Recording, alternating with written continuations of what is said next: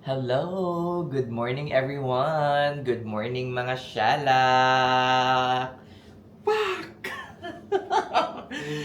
Ayan, good morning. Good morning to everyone. I'm just having my lovely coffee over here. Shalak. Off pa rin ako guys. Ay naku, Diyos ko Lord. Baka Wednesday, Thursday, and Friday yung... Anyway, hayaan mo na, maski 3 days straight, at least mahaba-haba yung pahinga natin. After na naman. Shalak! Ayan. For today's video guys, ay iaano ko sa inyo kung top 4 reason kung bakit United States of America is still the best place para sa ating mga OFW nurse. Diba? Huwag nang maging nega yung mga ano dyan, Charis. Yung mga hindi pa pumapasa ng NCLEX or wala ng chance na makapunta dito sa Amerika. Okay?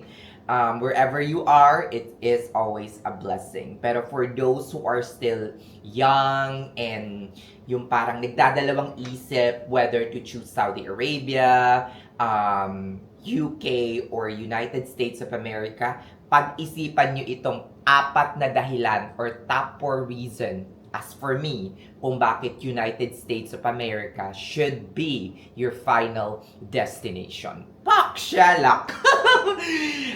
In this video pala, medyo magkakaroon tayo ng konting comparison doon sa previous country na pinanggalingan ko, which is Saudi Arabia.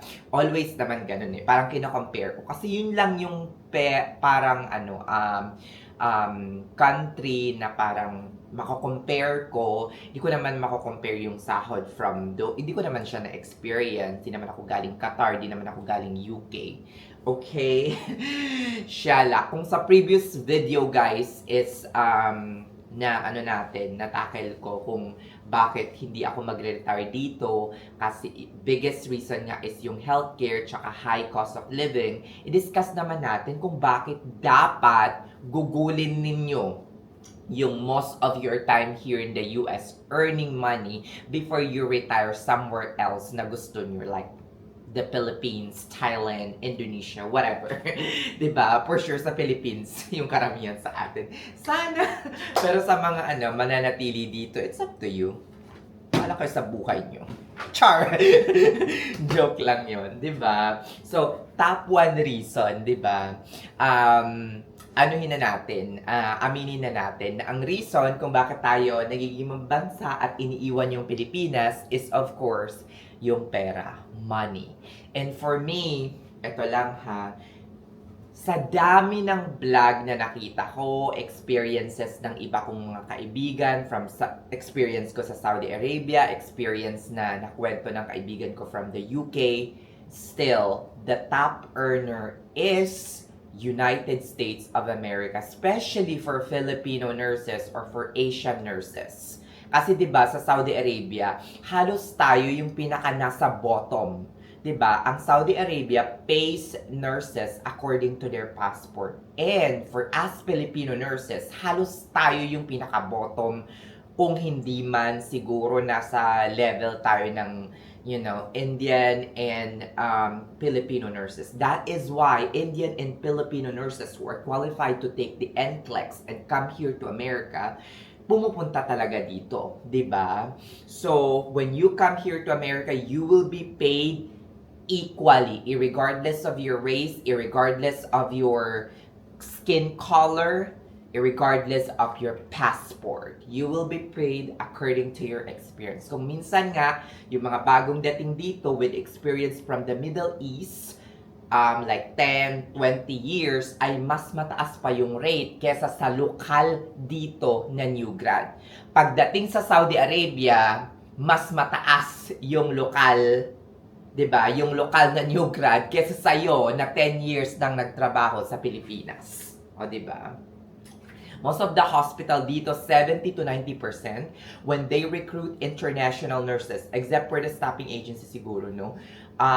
If you are direct hire, 70 to 90% of the hospital here honor your hospital experience outside of the US. Though sometimes they will not give you a full credit, they will give you like a partial credit for each year, but still, at least they count.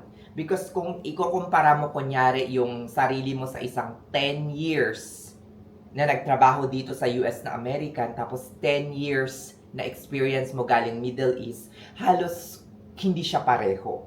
But close to, mga ganon. 'Di ba? Kung minsan kasi yung parang kunyari 4 years or 5 years experience dito, tapos 10 years ka naman, halos pareho lang yung sahod. Yung mga ganon.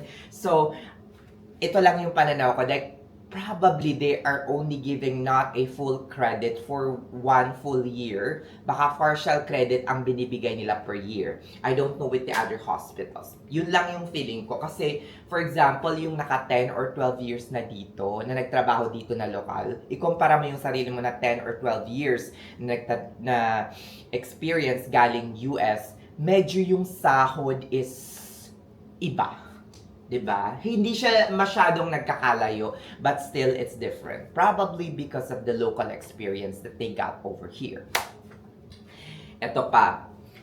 In terms of sahod, guys, ito yung masasabi ko, mataas siya. Mataas siya. Kaya mong magkaroon ng apartment na maayos. Meron kang sala. Kaya mong kumuha ng 1 bedroom na maayos na apartment, nasa magandang lugar. Compare sa Saudi Arabia na na-pray nga, pero 1 bed, 1 room, shared pa kayo, 2 beds sa isa, 'di ba? Free nga, pero ganun yung kalagayan ninyo. Tapos kaya nyo mag-amortize ng car, kaya nyong mamuhay dito ng maayos at disente. Hindi ko naman sinasabing hindi maayos at disente yung Saudi Arabia, guys. Pero, sabihin nating yung kalagayan ng inyong lifestyle dito is upgraded compared to your lifestyle that you had in Saudi Arabia or even in the UK. Sometimes hindi nyo kaya kahit nurse kayo sa UK, sometimes you cannot afford to go on a 1 bedroom apartment. Kailangan nyo magkaroon ng isang roommate in order for you to afford the parang apartment living condition sa UK as a nurse. Pero dito, you can definitely afford a 1 bedroom apartment without sacrificing your savings. Kayang-kaya nyo, guys. Lalo na kapag single kayo. In short, ito lang yung masasabi ko, guys. Kapag nandito kayo sa United States of America working as a nurse for a direct hire hospital employer, you can afford all of these things without sacrificing the net income that you are receiving every month. Like, you still have a lot to save after all of those taxes, after all of those health insurance premium, after all of those comfortable apartment, after all of those car payment. You are still blessed when it comes to money. Unlike any other countries, kunyari sa Saudi Arabia, kung mag-1 bedroom ka, as a single person ha, kung mag-1 bedroom ka, kukuha ka ng brand new car, kukuha ka ng ganito, so, wala nang matira sa sahod mo, day. Yung amortization mo pa lang, pag kumuha ka ng hindi ko sa minamaliit kasi galing din akong Saudi Arabia, di ba?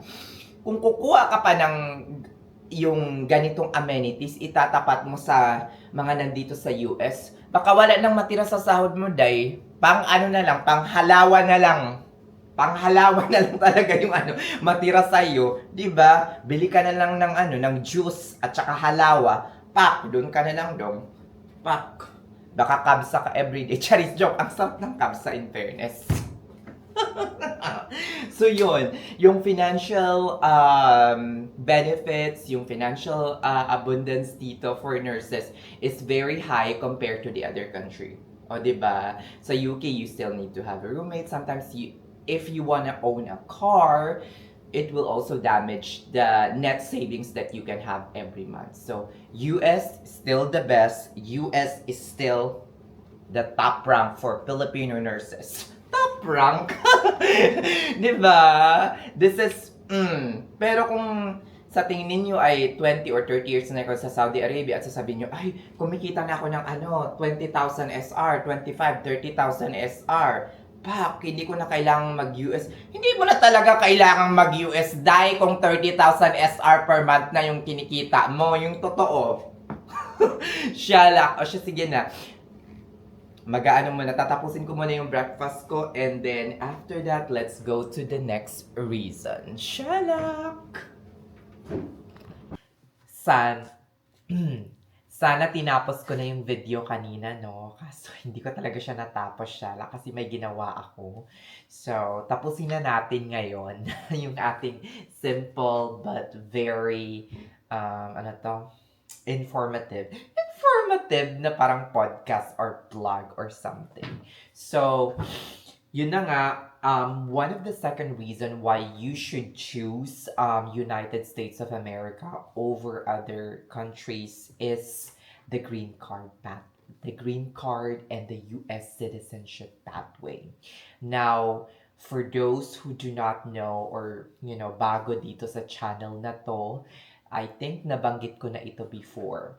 Once a Filipino nurse applied or passed the NCLEX, applied for an EB3 immigrant visa over here, on your first day here in America,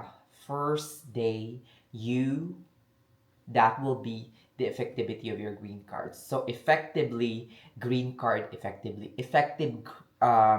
parang green card holder ka na from the moment you set your foot here in America. Because the effective date of your green card, though, darating yan sa mail mo by like 2 to 3 weeks after you landed here in America, but the effective date will be your landing date.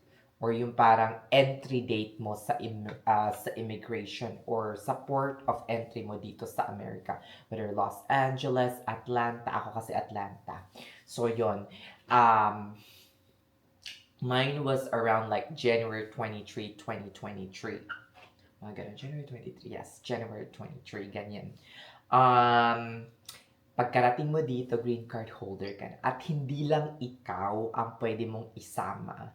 Pwede mong isama yung mga anak mo, yung spouse mo, all of your children under the age of 21 ata.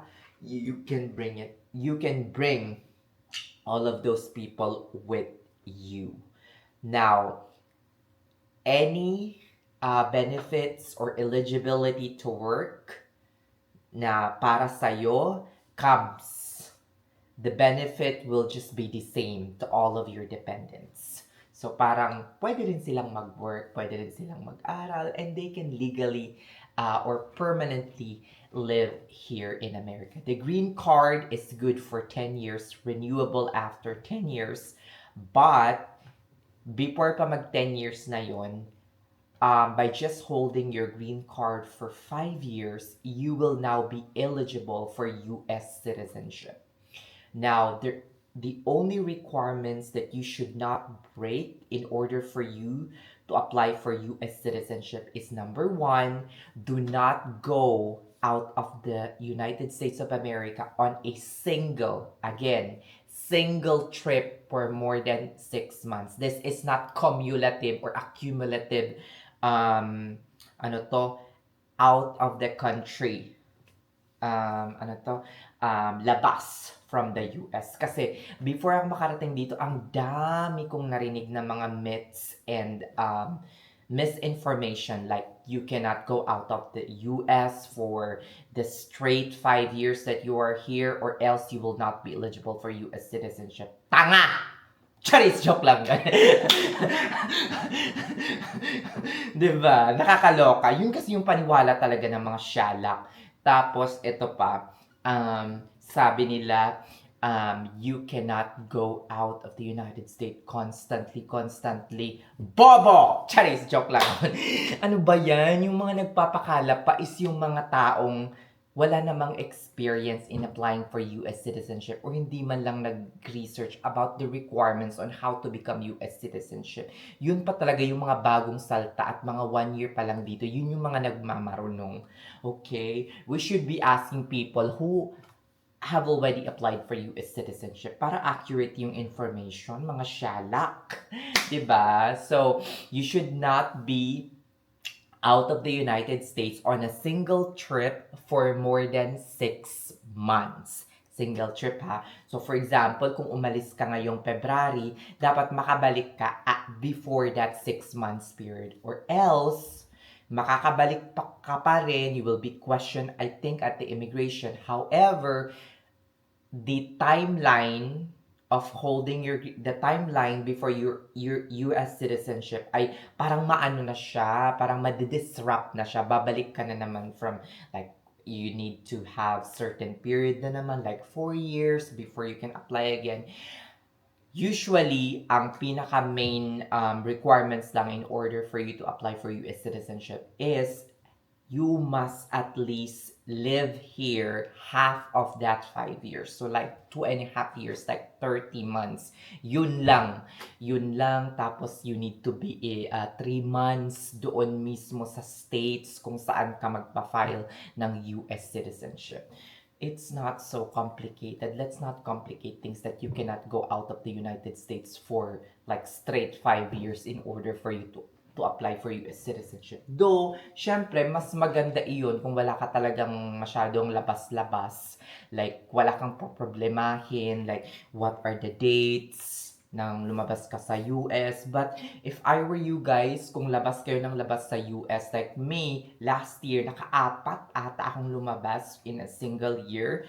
Make a diary. Diba? Isulat nyo guys kung kailan kayo lumabas at kailan din kayo nakabalik. How long is that stay outside of the US? Para kapag nag-apply na kayo, meron na kayong parang pamphlet, ready kayo i-prove yung sarili nyo na meron kayo talagang strong ties here in the United States of America.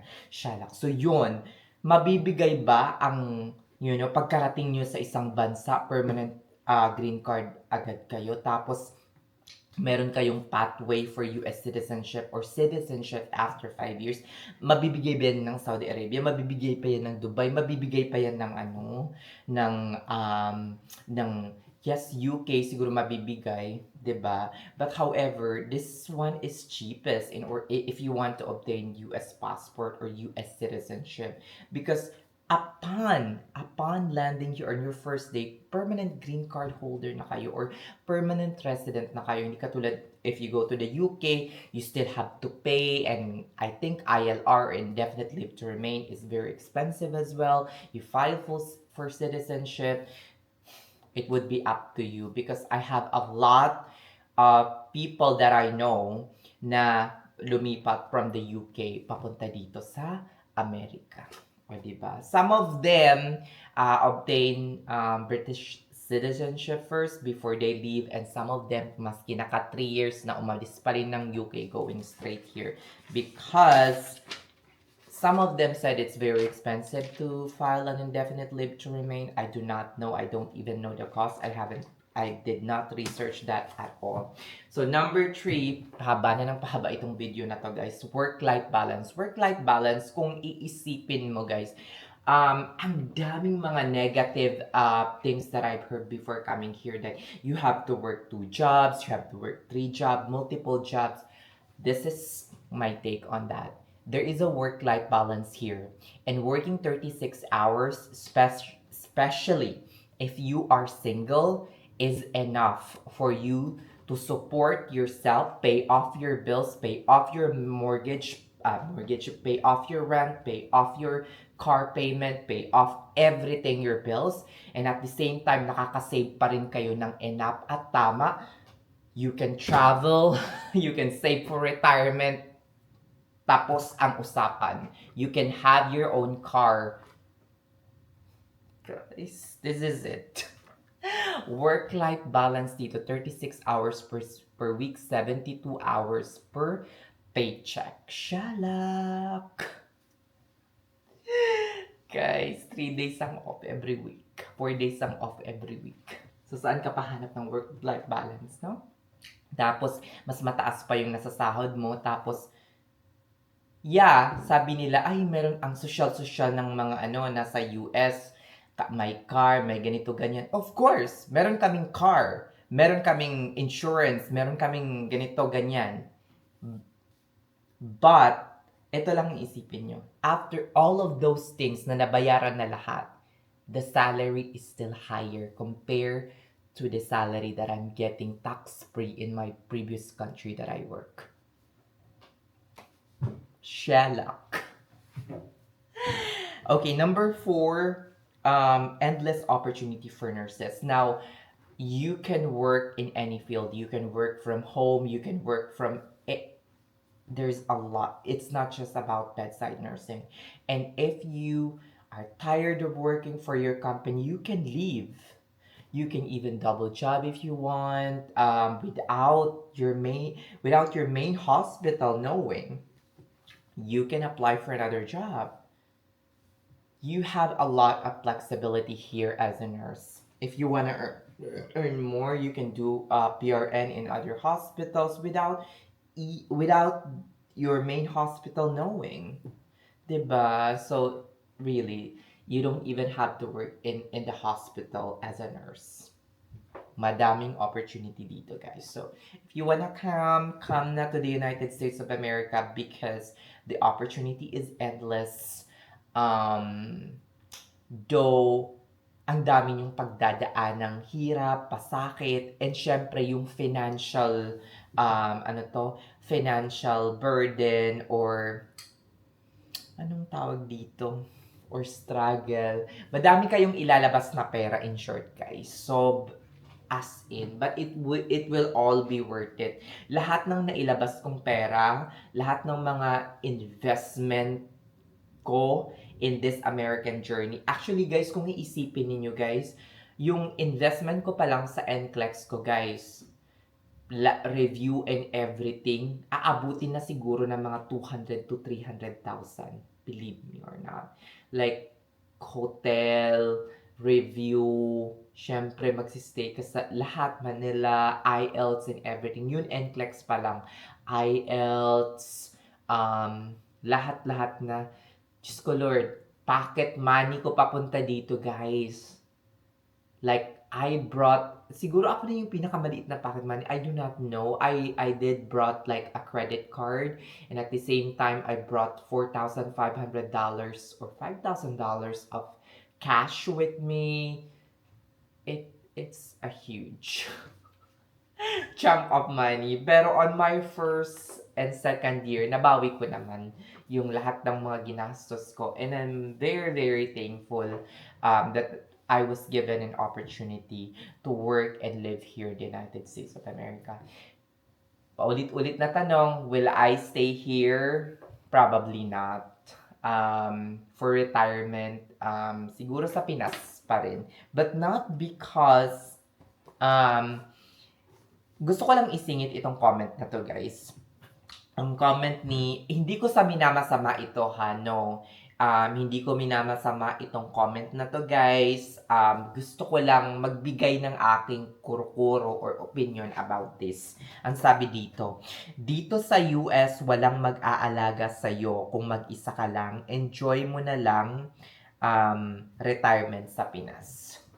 Kahit naman saan, wala talagang walang assurance. Kahit meron ka pang asawa, may mga anak, there is really no assurance that someone will be able to take care of you. Even you have close friends, you have children. Guys, nakakalungkot mang isipin or alalahanin. If you see a lot of parents nowadays being neglected by their children, walang gustong mag-alaga, maski pinaaral mo na, there is no assurance that someone will be able to take care of, even if you have 12 or 13 children. Imagine niyo yung makakakita kayo sa mga kapuso mo, Jessica Soho, pinabayaan yung nanay, pinabayaan yung tatay, and there are 12 or 13 of them. Pero wala pa ring assurance that someone will be take care of you. What if mamatay yung mga anak, huwag naman sana, no? Before kayo matsugi, mga ganon. Really, there is no assurance in this world. Kaya nga sabi ko, hanggang healthy pa, go ahead and travel the world, make the best out of your life, make the most of your life, earn money, save money para sa pagtanda. Hindi tayo parang anong tawag dito? Parang kakabwisitan ng ating mga relatives kasi mas lalong lalala yung sitwasyon mo at mas lalo kang hindi kukup-kupin ng mga relatives mo or kung sino man if you don't have money at isa ka pang pabigat sa kanila financially. O, di ba? Pero mas mapapadali ang buhay kapag may pera ka. Siyala! 'Di ba? Kaya mag-ipon ng mag-ipon, but at the same time, wag ding kalimutang magsaya at i-treat yung sarili now na. Hindi later ha, now na. Shala. So, yun, kahit saan ka naman, kahit sa Pilipinas or dito, there's really no assurance that someone will be able to take care of you no matter how good you are or kahit ano pang naibigay mo sa mga kamag-anak mo, sa mga anak mo, or kung ano man. Shalak, hindi ko minamasama yung comments, but I just want to share my take on that kind of thing, diba? So, Shalak, thank you so much and have a blessed day. Bye-bye!